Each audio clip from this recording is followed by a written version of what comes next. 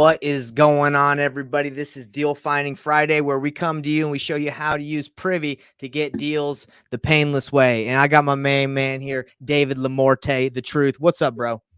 Doing really good, bro. My girlfriend just randomly sent me pictures of when we went to Utah, so perfect synergy right now. So feeling Hey, good because that was a great trip, man. bro, I love Utah, man. It's a lot of people don't really recognize it for the beauty. It's a beautiful state, you know. A lot it might Amazing. not be that cool to party at, but it's cool for like natural, mountains and greenery and scenery, you know. Yeah, mind blowing, especially on 4th of July. Mind blowing. I love it. All right, everybody. So if you're watching this, you want to know how to do deals efficiently, effectively, ethically. You want to do deals quick. That's why we're on here. So today I got a case study. I want to show you guys how we use Privy to get a deal in 2 working hours. Okay. It actually took 2 days. But like working hours, it like took 2 hours, but 2 days from finding the deal, assigning it to the buyer, and we didn't technically assign it. We actually worked with another. I'll explain how we did it, but we basically got paid through an invoice. It just closed yesterday. It's getting sent. The checks, the wire's getting sent, and this was for $3,000. Now, a lot of you guys might be like, "Oh, come on, man! I want to see 50K. I want to see 100K. You know, those are cool. Those are called whales. They don't happen every time. What you can do and what you're supposed to do is you're supposed to be, base hit, base hit, base hit.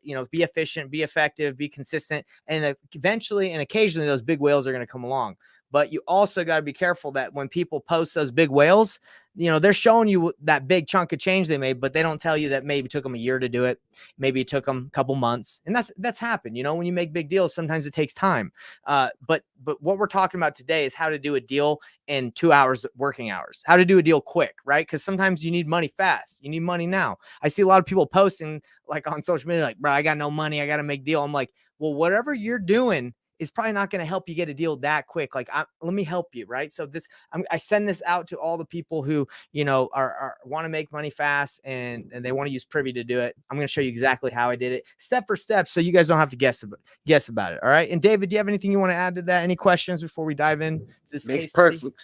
Makes sense, man. I love that you used the expression base hit because that just feels so right. And when you can be consistent, that tells you more about your business. I mean, we've done it right, big checks, 50 grand plus. But there's something to be said for consistent base hits, monthly and ideally weekly Yeah. Yeah. and daily.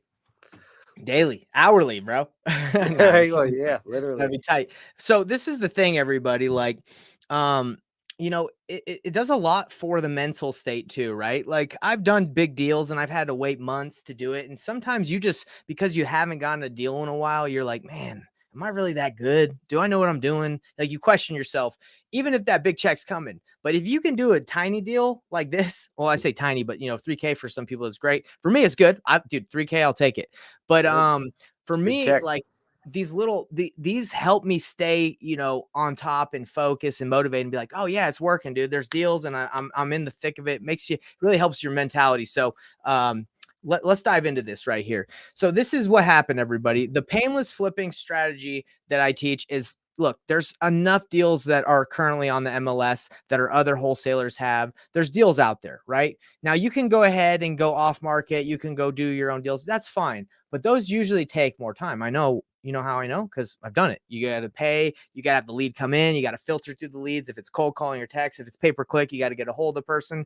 When it's someone that's on the MLS or if it's someone that a wholesaler has, they've already decided they want to sell. They have like 7 days, that wholesaler, that the agent usually has like maybe a couple of weeks before someone else locks it up or they lose the contract. They want to get this thing sold. So for me, it's like, hey, that is the fastest way to go get a deal. So let me find deals that are already for sale, and then I can bring my buyers. And if I don't have a buyer, I can use Privy. I can use strategies to go find a buyer really quick. So let's talk about this deal. So recently I went to the Orlando market, didn't have any relationships there, but I made a couple of connections to wholesalers and flippers in that area. So I got this lead. Okay. This is the first thing I saw. I said, okay, 745. That's the address. 3-bedroom, 2-bath. So what do we know, David? 3-bedroom, 2 baths are usually pretty desired, right? They rent Right. good. People are interested. 1,296 square feet. pretty standard in Florida, year built. It's a little older, but definitely can work. So first thing I do, I take a look at the lead. I say, okay, this is viable. They're asking for 215. Let me see if that's even like if the ARV is 350 and if these guys are just kind of pulling my chain and trying to sell a deal that doesn't make sense. I have to check. So first thing I do is, man, I go to Privy super fast. I just type in the address of the property and I press search and it pops up the property. Let's see. You might have to press enter or refresh. Hold on. It was up before everybody. Yeah, that's what sometimes happens when you go and come back out. Okay, let's see where to go. All right, hold on. Let's go here. Let's go here. Let's go here. Searches. No. All right. There it is. Okay. So it's super easy with Privy because all you do is you scroll to the bottom and it already runs the comparables for you. So I want to see what's sold in this area and I can obviously expand it out if I want, right? I can look at like more comps, but you got active. So I'll look at active because this might be something that's currently been flipped. It's listed currently at 355. Okay. So when they said that the ARV of the house was 350. I don't know if they're basing off of that, but let's go back to solds. So we got 330. Let's take a look at the 330. Let's see if it's giving us any picks. Okay, it usually gives picks. Let's take a look at this one. 265. So that's not good for me. If this thing's been flipped, that's not the best situation. And this one is not really a comparable, I would say, just because it's kind of a lot smaller. But let's actually expand that. Let's see. Let's expand this to 1 mile and let's see what we can get with that. Okay, so we're getting a little bit more love. And when you're doing comps, you got to be careful. You don't like when you cross main roads and stuff, sometimes like something can be way nicer over here than over there. But anyway, because I know this area after working this deal, I found out that's pretty similar past that main road. So 355. There are some smaller comps, but again, like without the pictures, David, it's actually kind of hard to tell. Yeah. But let's see. Let's go back to actives. I think actives might have more picks for us. Okay, so that's 414. That's like way out there. 300. Let's see, 275. Let's see. Okay. So by looking at this information, I swear there were pictures when I looked at it before. I don't know what happened. But anyway, I looked at this and I said, look, I don't really think the ARV is like 350. I think the ARV is probably like 315. That's what I decided after taking a deeper look at properties in the area. I was like 315, 320. So then what I do is I go to analyze the deal quickly. I'm just like, okay, is this a deal if someone flips it? So if we go here, they have pictures. I'm not gonna go show them, but the property wasn't that bad. Okay, so it needed maybe like a light or medium rehab. So I go in here in my spreadsheet and I say, can my flipper make money if we go and if I send them this deal? So let's say 320 is the ARV, and they're asking for 215. Okay, that's what they want. So you got your hard money costs. It's a light rehab, so it's not going to take that long, 4 months. And then the commissions I put at 3, just because most people that flip they list, they just have to pay the buyer's commission. And I say, let's say this thing is a basic rehab. Okay, well, let's actually go medium on it. So if this is a medium rehab, this is a good deal. At 3, even if 320 is the ARV. If the 320 is not the ARV and it's like 300, it's still pretty decent because people will do deals that are like around 10%. But let's just say 310. Okay, so it's a good deal at 315. So I was like, okay, this is something we would work, right? David, would you look at this and be like, okay, this is worth reaching out to some people and seeing if my buyers and see if they'd want it? Yeah, definitely. Right on. Especially with you're in about above 10%. I mean, you're right in there, and yeah, right in the thick of it. So that's conservative too. Yeah, and that's why I decided, I was like, let's work this one. Now, sometimes the prices can be inflated, like when wholesalers send out deals, and you can be like, that's not worth working. But still, like you want to get the scoop. And I knew the scoop on this one. They had it a little bit more discounted. Well, they had it obviously discounted. They're trying to make a fee, so I knew there was room to work. And sometimes wholesalers will inflate their numbers so much that there is spread. They're just trying to get, they're trying to get crazy and make up huge fees. So don't always let the numbers stop you from working the deal, especially if you can reach out to that wholesaler and be like, hey, I'm going to work it, but is there spread in case we got to renegotiate? But the next step in order to that was the first step. So that took, finding the wholesaler that had the deal and then analyzing the deal probably took me like 25 minutes, right? We just did it right here really quick, but obviously I had to call, I had to make the relationship. Didn't take that long. Then it was time to go find a buyer. So what did we do? Well, what you do is if you don't already have buyers that meet that criteria or that like to buy in the area, what you do is you reach out to these properties that are listed and you want to know if they're being flipped. So I'm assuming this one has been being flipped because it's a little higher end, 355. We can't see pics for some reason. We usually can, but let's just assume this one's being flipped. I would call the real estate agent on this property. And I would say, hey, I have a house right around the corner. Looks like your flipper is about to sell this thing, or you got it listed. Do you know if he's wanting anything else? Pretty much it. I got some right around the corner. And now let's say this buyer that she represents is like, already saw that deal, right? You would say, hey, no, I totally get that. It's fine that you saw this deal. So what I do is, I go to bat and I get it at a price that makes sense. You don't have to worry about negotiating. And I actually even know I can get you a little bit better of a discount. Just tell me what, if your buyer's interested, and then we can go from there. So you kind of like want to bring that value add if they've already seen it, right? And if they're like, dude, I'm already talking to the person that has it, obviously you're just gonna be like, okay, I get it. But if they haven't, then it's like, well, look, I can help you navigate this. And, the way we worked this deal is we just connected them to the wholesaler, and then we had the buyer sign a invoice, and he just paid us at close. Actually, the title company sent us the wire for the close, so he didn't even have to worry about it. They took care, they facilitated everything. The title company doesn't go in the HUD or anything. It's just like, hey, here's a marketing, consultation fee.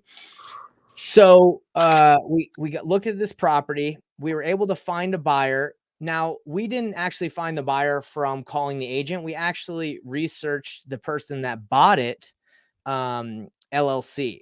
We opened corporates, and then we did True People search, and we just looked for the person that owned the LLC. Let's see. I think it's property history. Yeah.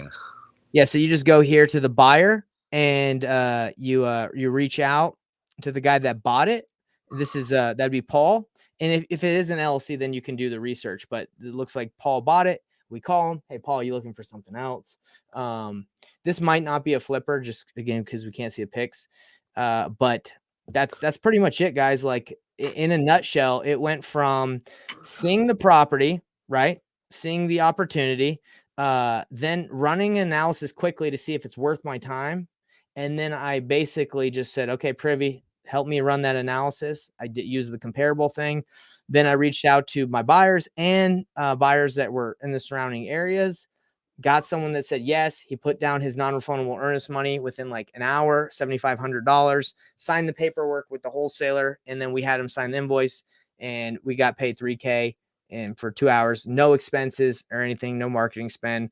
Got that done. And we got a couple more in the pipeline just for doing this. So how does this work? You want to be in a market in an area that obviously has deals, right? And there's deals galore in Florida, Atlanta, in these markets that there's a lot of properties that need to be fixed up. Texas, I mean, you name it. There's deals and there's buyers. What was I going to show you guys? Let's see. So numbers, I wanted to kind of share this with you guys too. So if you're like, what are activities do I need to do in order to get this done? Like I made a little spreadsheet that kind of explains how many activities you have to do a day in order to complete one deal, either one deal, or if you want to get to 100K in a year, making an average of 5K, even if you want to make it 10K, whatever, it just breaks it down. So knowing your numbers, everybody, is extremely important to hitting your goals. And if you're like sitting there like, man, I haven't done a deal in a year, and it probably comes down to the amount of activities that you're doing and if you're doing the right activities. But yeah, David, do you have anything you want to say? I know I've been kind of yapping. Yeah, no, 100%, man. And we recently just had a conversation about quality over quantity. First separating that and then putting those together ultimately. But you really want to get an understanding of what it is to reach out quality wise, because even in a method like this, like Nathan was saying, you're coming to the deal with the table. They already decided that they were gonna buy. And guys, even deals like this don't always go through. I mean, if you've done any off market stuff, you know that those deals don't go through. And even when you're this far in the process, sometimes that doesn't even happen. So think about when you're doing off market, how much you have to do to even be on this level. So Yeah. when you're dealing with these are, more quality leads of people who want to actually sell. So it's kind of a different game. Yeah, no, great input, David. And everybody that's like watching this, I just want to let you guys know that not every deal that an agent's going to send you or a wholesaler is going to send you is a good deal.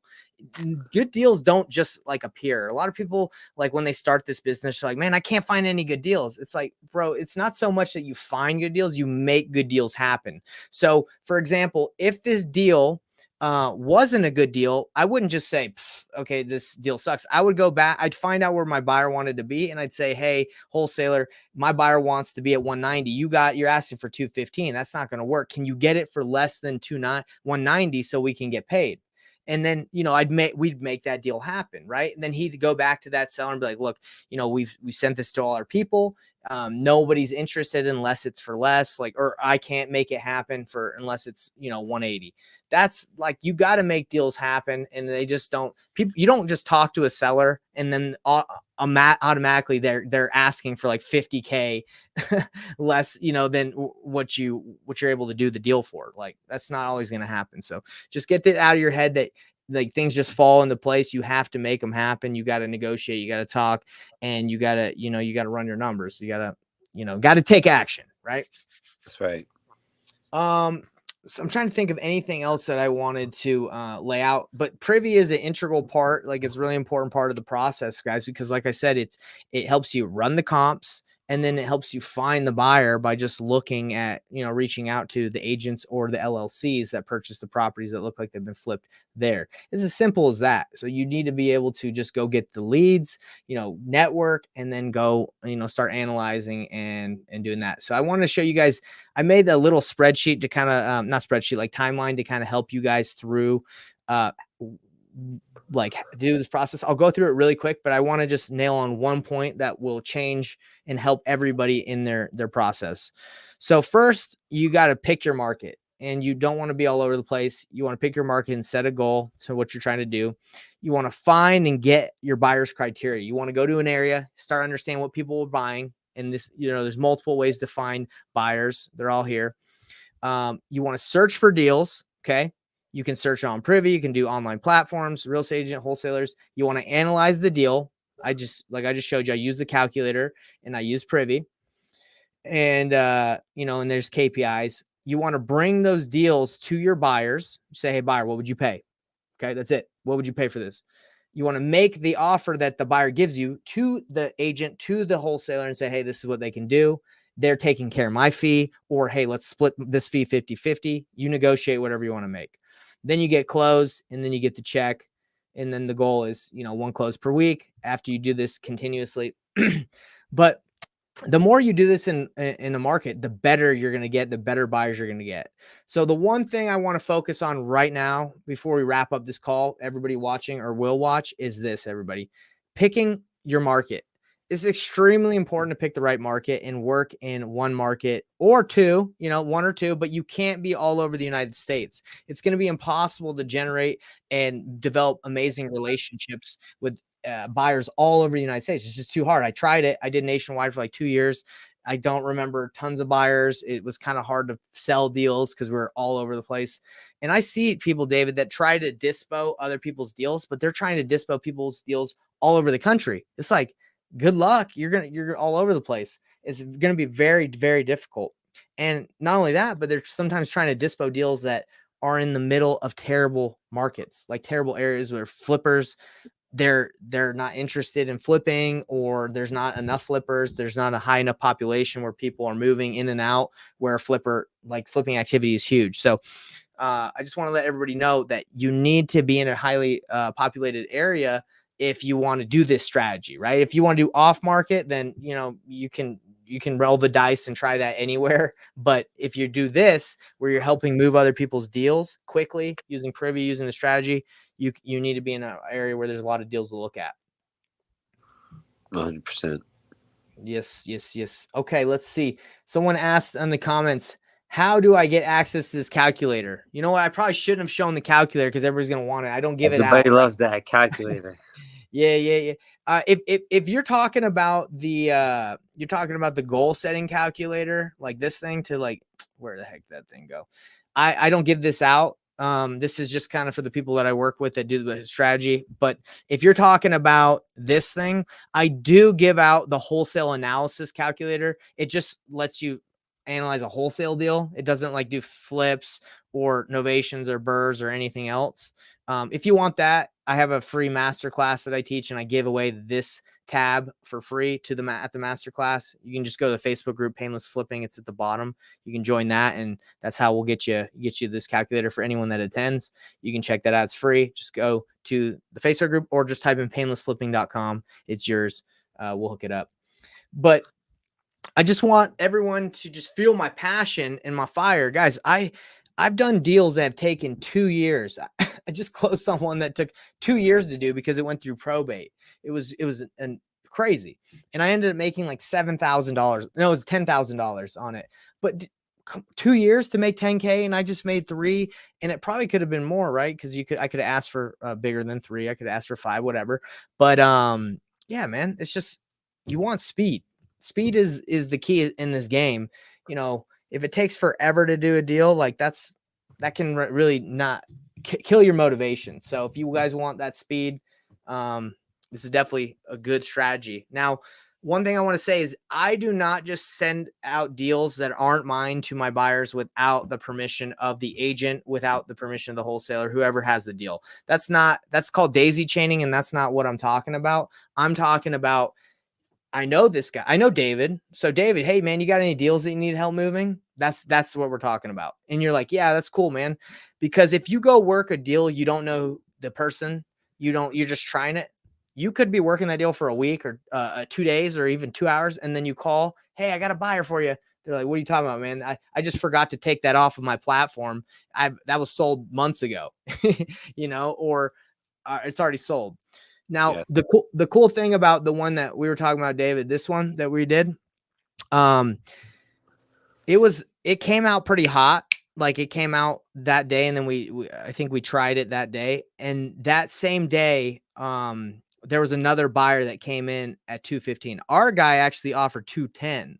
And they went with our offer versus the 215 because our guy bought it sight unseen, and he put down his earnest money within an hour, within 2 hours. Nice. So to the other guy that was going to pay 215, he was like, well, I need to go walk it first. So the wholesaler we're working with was willing to just be like, oh yeah, we'll forego the 5 just because, it's people want a sure thing, man. If you can bring that to the table and make people feel comfortable that, hey, because that's a lot of what this business is. Can you make it happen? Because there's a lot of people who say a lot of things, but don't even happen. So when you can make it happen, that's value you're bringing big time. Don't underestimate that, It's the sure thing, bro. And I'm telling you right now, like that's, I think, one of the biggest issues that a lot of wholesalers have that are new. They just lock up stuff and they try to act like they're sure.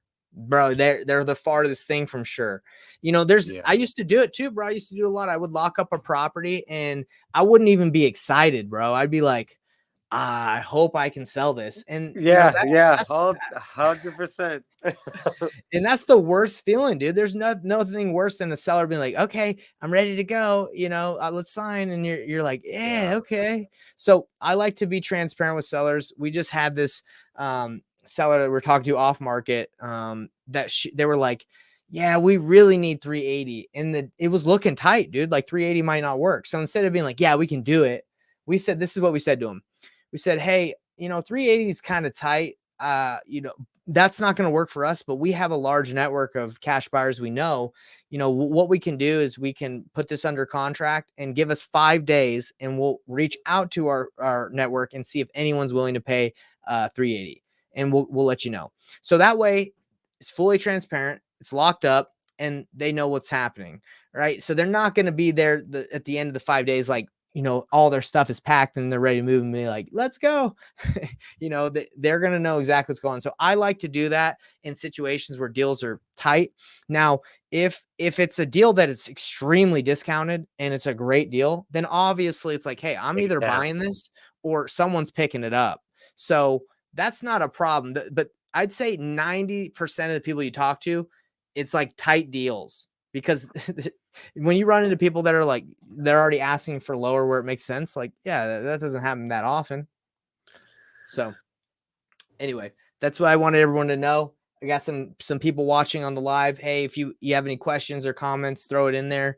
And if not, you can always find us on the Painless Flipping. We do this every Friday where we try to break deals down. Guys, the goal for me is to help you do a deal, because there's too many people I meet that haven't done their first deal. They've been in this for a year, six months, 3 years, and analysis paralysis. And it's as simple as knowing what someone wants to buy and go finding it and saying, hey, I got something for you. What would you pay? And then connecting the dots.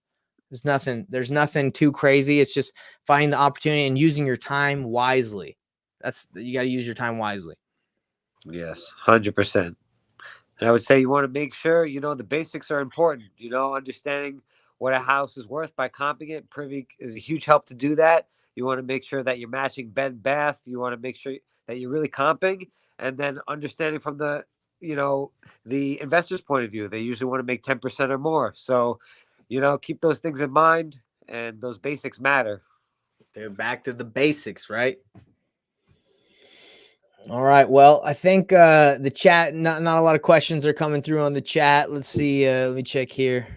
I started going live on TikTok, bro, because I finally, like, once you get over 1,000 TikTok Let's followers, go. Let's you can go. go live. So finally, this is okay. This girl says, "Can you wholesale every of your not in the same in that?" Okay, can you wholesale even if you're not in that state? Dave, do you want to take that one? Do you want to answer that for our girl right here? I don't know her name, but yeah, can you Yeah. wholesale if you're not in the state? So 100%, 100% you can. We've both done it. We know a lot of people who've done it, and people who exclusively just do it virtually. I do virtual, even though I do local here. Especially, you're not an agent, you're not a licensed real estate agent, which that you're maybe thinking about something different, which might prohibit you in certain ways.